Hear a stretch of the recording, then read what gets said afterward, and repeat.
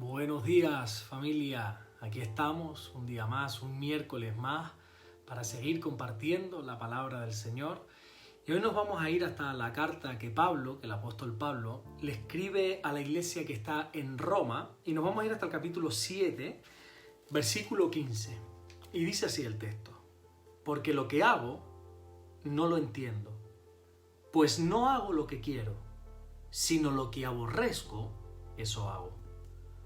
Y si lo que no quiero, esto hago, apruebo que la ley es buena. De manera que ya no soy yo quien hace aquello, sino el pecado que mora en mí. Y yo sé que en mí, esto es, en mi carne, no mora el bien. Porque el querer hacer el bien está en mí, pero no el hacerlo.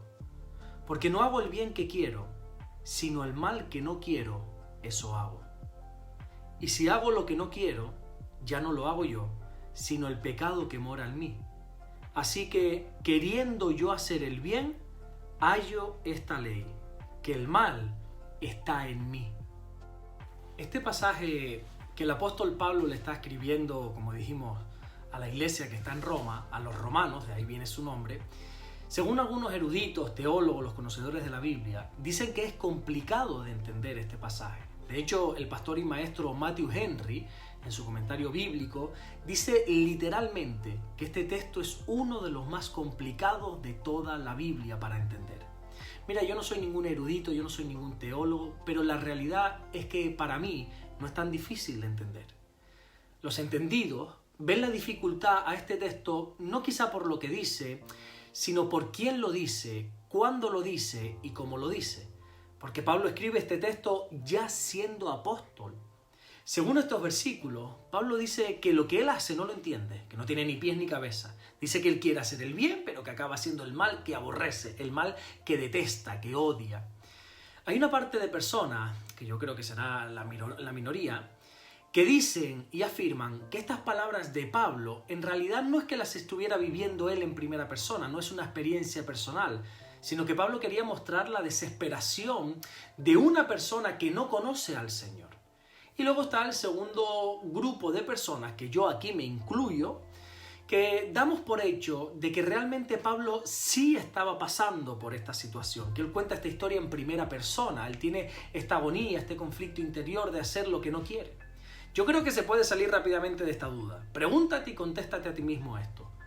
¿Cuántas veces, ya siendo cristiano o cristiana, ya conociendo al Señor, incluso ya sirviendo al Señor, incluso voy más allá si quieres, ya teniendo un ministerio dentro de la iglesia, has pecado? ¿Cuántas veces?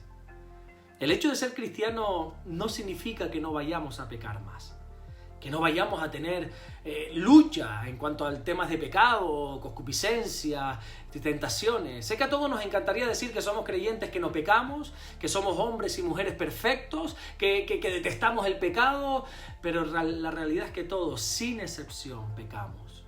Creo que es bastante evidente de que el apóstol Pablo vivió esta agonía, esta experiencia en primera persona, que él no se estaba refiriendo a otra persona, sino a él mismo. Y creo que todos nos vemos reflejados en sus palabras. Si somos honestos, todos estamos metidos en esas palabras cuando dice que queremos hacer el bien, pero que por desgracia acabamos haciendo el mal. Nos proponemos quizás no pecar más y acabamos de nuevo cometiendo ese pecado. ¿Es o no es? Decimos que nunca más vamos a volver a caer en cosas y cuando menos lo imaginamos nos vemos de nuevo enredados en ese asunto. Y lógicamente pecar está mal. No podemos justificar de ninguna de las maneras, en ningún momento podemos justificar ni excusar nuestro pecado. Pero también es verdad que la lucha del pecado la tenemos todos. Por eso no debemos condenarnos si pecamos. Lo que tenemos que hacer si pecamos es arrepentirnos, no condenarnos. Jesús le dijo a aquella mujer que la hallaron en pecado: ni yo te condeno, vete y no peques más. No te sientas condenado, no te sientas condenada si has pecado. No dejes que nadie, absolutamente nadie te condene. No justifiques tu pecado, arrepiéntete y vete y no peques más. Si Dios me permite, seguiremos hablando de este tema, pero hoy quería dejarte con estas palabras del Señor Jesús. Ni yo te condeno. Vete y no peques más. No te condenes, yo no lo hago, dice el Señor. Vete y no peques más. No te condenes, arrepiéntete. lucha contra eso, pero no te condenes más. Ve y no peques más. Amén. ¿Qué les parece si terminamos este devocional, como lo quieran llamar, orando? Vamos a orar y vamos a pedirle al Señor que nos ayude a no pecar, que nos ayude, que nos dé fuerza, que no nos deje caer en la tentación. Vamos a orar. Señor, te damos las gracias por este día, gracias por un día más de vida, gracias por habernos dejado levantarnos un día más de la cama, Señor. Gracias por la salud que tenemos, gracias por la familia, por todo lo que tú nos das, por tantas bendiciones que a veces ni valoramos, Señor, pero gracias. Damos toda la gloria y toda la honra, Señor. Oramos en el nombre de Jesús.